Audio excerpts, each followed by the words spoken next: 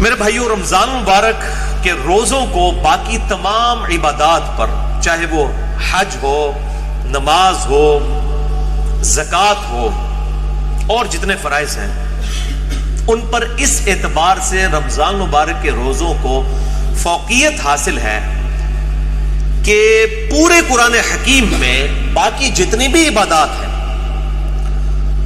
ان کی detail scattered form میں ہے، بکھری ہوئی حالت میں. یعنی اگر میں کہوں کہ حج کے ٹاپک پہ آیات کہاں ہیں، وہ سورۃ البقرہ میں بھی ہیں، سورہ آل عمران میں بھی ہیں، سورۃ الحج کے اندر بھی ہیں. نماز کے ٹاپک میں تو کئی ایک صورتوں میں یہ ایشو ڈسکس ہوا ہے. اسی طریقے سے زکوٰۃ بھی سینکڑوں جگہ پہ ڈسکس ہوئی ہے. لیکن رمضان مبارک کو یہ فوقیت حاصل ہے کہ رمضان مبارک کا جو ٹاپک ہے پورے قرآن میں صرف ایک ہی جگہ پہ ڈسکس ہوا ہے پورے قرآن میں، اور وہ سورۃ البقرہ کا رکوع نمبر ہے 23. 6 آیات میں آیت نمبر 183 سے لے کر 188 تک.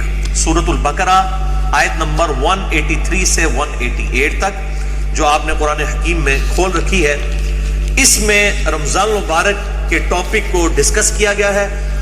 پورے قرآن کے اندر اس ایک مقام کے علاوہ نہ کہیں پہ کسی روزے کا ذکر ہے، نہ رمضان مبارک کے حوالے سے کوئی ڈیٹیلز آئی ہیں سوائے اس ایک موقع کے. یہ 6 آیات انشاءاللہ ہم آج کور کریں گے، اور اس میں 6 آیات کے اندر 5 سب ٹاپکس ڈسکس ہوئے ہیں چھوٹے چھوٹے. میں وہ ساتھ ساتھ کلیریفائی کرتا چلا جاؤں گا. اعوذ باللہ من الشیطان الرجیم، بسم اللہ الرحمن الرحیم. سورۃ البقرہ رکوع نمبر 23 آیت نمبر 183 سے لے کر 188 تک.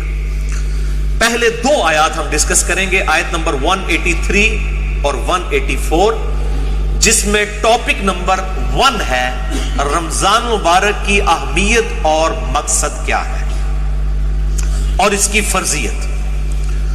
اعوذ باللہ من الشیطان الرجیم، بسم اللہ الرحمن الرحیم. یا ایھا الذین آمنوا کتب علیکم الصیام، اے ایمان والو تم پر روزے فرض کیے گئے ہیں. کما کتب علی الذین من قبلکم، جیسا کہ تم سے جو پہلی امتیں گزری تھیں ان پر بھی روزے فرض کیے گئے تھے. یہ امت محمدیہ صلی اللہ علیہ وآلہ وسلم کا خاصہ نہیں ہے، بلکہ جس طریقے سے نماز بھی اگلی امتوں پر فرض تھی اس کے طریقے میں فرق ہو سکتا ہے، اسی طریقے سے روزے بھی اگلی امتوں پر فرض کیے گئے تھے. اور مقصد کیا تھا؟ لعلکم تتقون، تاکہ تم متقی بن سکو. تقوی کا جو روٹ ورڈ ہے عربی میں وہ ہے وقا. وقا کہتے ہیں عربی میں بچنے کو. یعنی جس شخص کو یہ یقین ہو کہ کسی ہستی نے میری مرضی کے بغیر مجھے پیدا کیا ہے اور وہ میرے ساتھ کچھ بھی کرنے پر قادر ہے، اس کے خوف کی وجہ سے، اس کے ڈر کی وجہ سے گناہوں سے بچنا اور فرائض پر استقامت اختیار کرنا، یہ ہے تقوی. اب وہ گناہ حقوق العباد سے ریلیٹڈ بھی ہو سکتے ہیں اور حقوق اللہ سے ریلیٹڈ بھی ہو سکتے ہیں، اور فرائض بھی حقوق العباد سے ریلیٹڈ بھی ہو سکتے ہیں اور حقوق اللہ سے ریلیٹڈ بھی ہو سکتے ہیں. سورۃ الحجرات میں واضح طور پر آیا ان اکرمکم عند اللہ اتقاکم، بے شک تم میں اللہ تعالیٰ کے نزدیک سب سے عزت والا وہ ہے جو زیادہ متقی ہے. اور رمضان کا مقصد بھی تقوی ہے. اب مجھے ضمناً حدیث یاد آئی جو بخاری اور مسلم دونوں میں موجود ہے. کتاب النکاح چیپٹر میں یہ پہلی حدیث ہی آپ کو مل جائے گی، صحیح بخاری میں بھی، صحیح مسلم میں بھی اور مشکات میں بھی، نکاح والے چیپٹر میں، کہ آپ صلی اللہ علیہ وآلہ وسلم نے فرمایا اے نوجوانوں کے گروہ، تم میں سے جو نکاح کی استطاعت رکھتا ہو اسے چاہیے کہ وہ نکاح کرے. یہ چیز اس کے شرمگاہ کی حفاظت میں مدد کرے گی اور نگاہوں کو نیچا رکھنے میں اس کو سپورٹیو ہوگی. اور جو نکاح کی استطاعت نہ رکھتا ہو، یعنی فائنینشلی اس کو سپورٹ نہ کر سکتا ہو ازدواجی زندگی کو، تو وہ روزے رکھ کر اپنی شہوت کو ٹھنڈا کرے. یعنی روزہ جو ہے یہ تقوی کے حصول کا ایک ذریعہ ہے. ایام معدودات، گنتی کے چند دن ہیں، یہ رمضان کا جو مہینہ ہے اور روزے ہیں.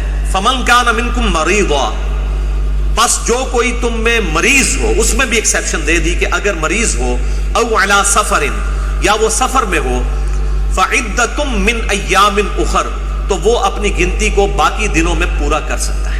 اب وہ سفر چاہے آرام دہ ہو یا غیر آرام دہ ہو، اس سے کوئی سروکار نہیں ہے. سفر میں وہ روزہ چھوڑ سکتا ہے، لیکن باقی دنوں میں گنتی پوری کرنی ہوگی. باقی اس کی ڈیٹیلز انشاءاللہ فقہی احکام و مسائل ہم اگلی نشست میں ڈسکس کریں گے.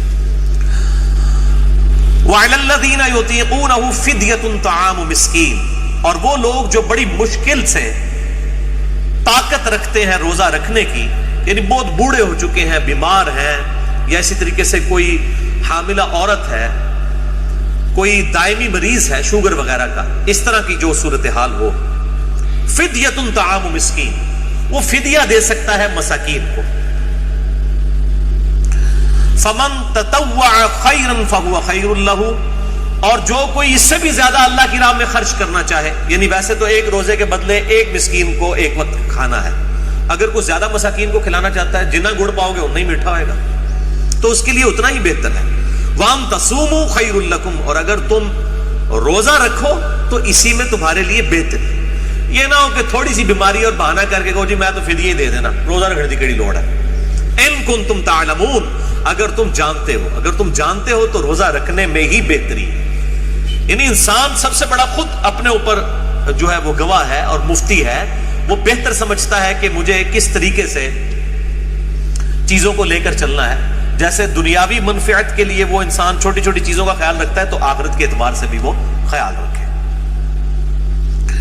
اچھا، یہ جو آیت ہے وَعَلَى الَّذِينَ يُطِيقُونَهُ فِدْيَةٌ طَعَامُ مِسْكِينٍ، اس حوالے سے صحیح بخاری میں ایک حدیث ہے انٹرنیشنل نمبر کے مطابق 4505، جس میں ابن عباس کا قول ہے کہ یہ آیت منسوخ نہیں ہے، کیونکہ بعض اصحاب کا موقف ہے. صحیح بخاری میں 4507 نمبر حدیث آتی ہے جس میں ابن عمر کا قول ہے کہ یہ آیت منسوخ ہے.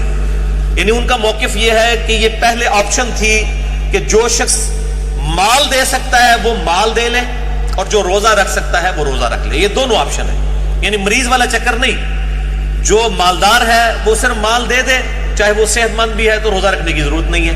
یہ ابن عمر کا موقف ہے 4507. جبکہ ابن عباس کا موقف صحیح بخاری میں 4505 ہے، وہ یہ کہتے ہیں کہ یہ آیت منسوخ نہیں ہے، بلکہ اس سے مراد وہ بوڑھا اور بوڑھی ہے یا بیمار شخص جس کو صحت یاب ہونے کی امید نہیں ہے اور بڑی مشکل سے وہ روزہ رکھنے پر قادر ہے، اس کے لیے روزہ نبھانا مشکل ہے. جیسا کہ بعض کا شوگر کی بیماری ایسی ہو سکتی ہے کہ انسان کے لیے مشکل ہو جائے آج کے دور کے اندر، یا بڑھاپا خود بہت بڑی بیماری ہے، کوئی 80-90 سال کا کوئی بزرگ ہے اور وہ روزہ نہیں رکھ سکتا، تو اس کے لیے یہ آپشن ہے کہ وہ اس کے بدلے فدیہ دے دے، ایک وقت کا مسکین کو کھانا کھلا دے. صحیح بخاری میں آتا ہے انس بن مالک جب بوڑھے ہو گئے تھے، ان کی عمر 100 سال کے قریب تھی، تو روزانہ وہ ایک مسکین کو کھانا کھلایا کرتے تھے گوشت کے ساتھ، دال نال نہیں، گوشت نہ، اللہ کی راہ میں گوشت کے ساتھ کھانا. اور یہ بھی آتا ہے کہ وہ بسا اوقات 30 مساکین کو اکٹھا بٹھا کر کھانا کھلا دیا کرتے تھے 30 کے 30 روزوں کا. تو یہ دونوں طرح آپشن موجود ہے، جس طرح بھی کر لیا جائے. میں انشاءاللہ اگلی دفعہ اس پہ ڈیٹیل بات کروں گا. خسروی اچھی لگی نا سروری اچھی لگی، خسروی اچھی لگی نا سروری اچھی لگی، ہم فقیروں کو مدینے، ہم فقیروں کو مدینے کی گلی اچھی لگی.